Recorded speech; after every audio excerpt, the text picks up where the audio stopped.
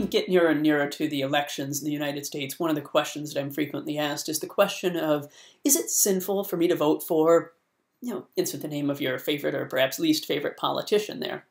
And I get asked this question quite frequently. One of the things that I think we need to be careful of is just answering that question with a straight yes or no answer. The first thing we have to remember is, what is sin? In the Catholic Church, we say that sin is choosing to do something that we know to be wrong and freely doing that. So in other words, I have to make a free choice to do something that internally I know to be wrong.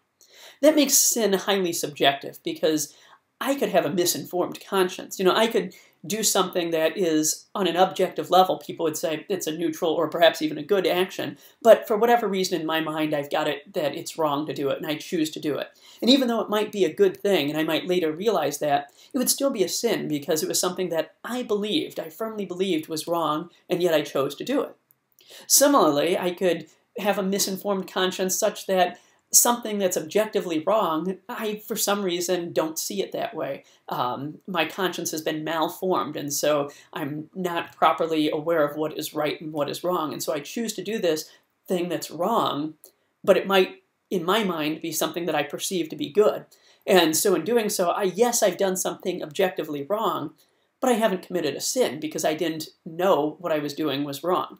So we have to understand what sin is. Now, given that, as Catholics, what we realize is we have an obligation to inform our conscience then. We need to know what is right and what is wrong. And we do this, of course, by looking over the teachings of the Church, going back to our scripture, going back to the tradition of the Church and saying, what is it that the Church has taught to be right and wrong? In the United States, our bishops have helped us with this by issuing a document called Faithful Citizenship, in which they outline some principles, especially principles that are affecting us in our current society today, where they say, these are things that we need to have an informed conscience about. In this list of things, they include things like same-sex marriage, things like abortion, things like the war, things like poverty. All these issues come into play as we go to the voting booth. And so we need to say, gee, I need to find somebody who's got a platform that's in tune with the teachings of the Catholic Church, that's in tune with my faith. If we don't do that, essentially what we'd be doing is committing kind of a spiritual suicide. If we go out and vote for a platform that is antithetical to the teachings of the Catholic Church, we'd be saying, well, I'm not really for somebody who's going to help promote the teachings of the Catholic Church. I'm not for promoting our faith, which would be, like I said, spiritual suicide. So fortunately, we do have this document from the bishops. Now, some people object to it, say, this is the bishops telling us how to vote. That's not it at all. The bishops are trying to help us inform our conscience so that our conscience can inform us on how to vote. And that is important. So often we get caught in this erroneous notion that politics and religion should be so separate that one doesn't affect the other. Now, certainly that's the case with politics towards religion. In other words, politics shouldn't be affecting religion. Politicians shouldn't be legislating religion. And certainly in the United States, our Constitution protects us from that in the Bill of Rights. However, people tend to get the misconception that this means that religion should have no comment on politics either.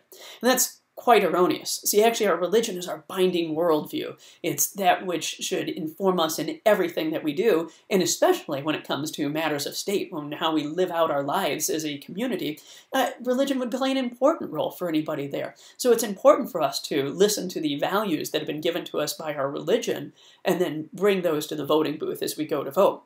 Now, a real dilemma can occur when we go to the voting booth and we look at our candidates, and maybe you got 2 or 3 or 4 candidates, and you look and you say, gee, none of them are fully in line with the teachings of the Catholic Church.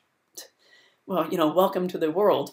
What's happened is we live in a sinful world, a fallen world, a world that's marred by the power of sin. And so, yeah, it's going to be completely unlikely that any one candidate, will be fully in line with the teachings of the Catholic Church. So what do we do then? What do we do when we go to this voting booth? Does this mean that we just don't vote for anybody because, we can't vote for somebody who's not in agreement with the Catholic Church? No, not at all. What we need to do is we need to say, we need to prioritize here.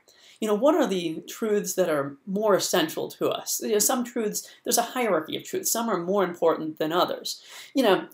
For example, something like apostasy. If there was a person who is saying that we all need to abandon all worship of God and was promoting that as their platform, but they might have a really, really good school board platform, let's say. And somebody else might say, no, no, we are a nation founded under God, and we need to have freedom of liberty, freedom of religion, that kind of thing. But their school board policy is just a mess. You know, we'd say, well, certainly the issue of apostasy is higher than that of the educational system. So we'd say, you know, we need to, first of all, vote for the person who would be more in tune with our values, where the apostasy issue is a bigger issue.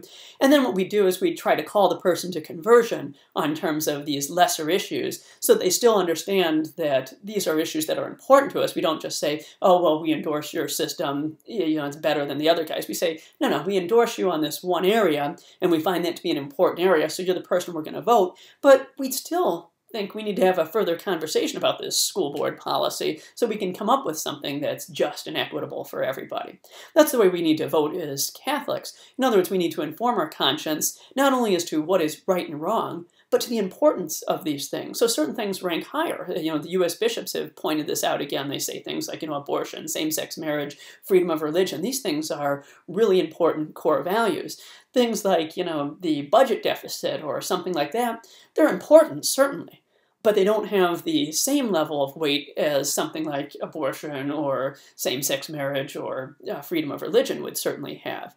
And so we need to inform ourselves around these things and say, well, now that I understand what is true, and I understand the hierarchy of these truths, I can go to the voting booth now and select a candidate who I feel is most in tune with the teachings of the Catholic Church, and one whom I feel I can begin to call to conversion in the areas where maybe they're not as attuned to teachings of the Catholic Church. And so this is the way in which we should vote. It's not a matter of, is it sinful for me to vote for candidate X, Y, Z, so much as it's a question of, what is the platform that I want to support? What are the core values that I want to see administered in our current situation in our government? What values do I bring to the polls? And is the person that I'm voting for in tune with those values, or are they just completely out of step with them?